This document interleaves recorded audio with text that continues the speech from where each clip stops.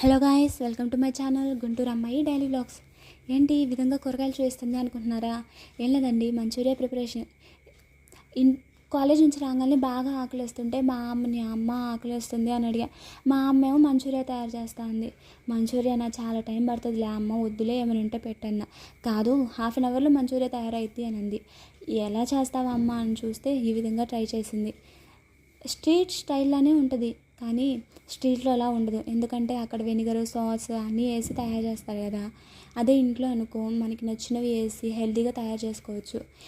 ఇంట్లో అయితే మా అమ్మ ఒక టొమాటో సాస్ ఒక్కటే వేసి తయారు చేసింది. టొమాటో సాస్ ఒక్కటే అనుకుంటున్నారా?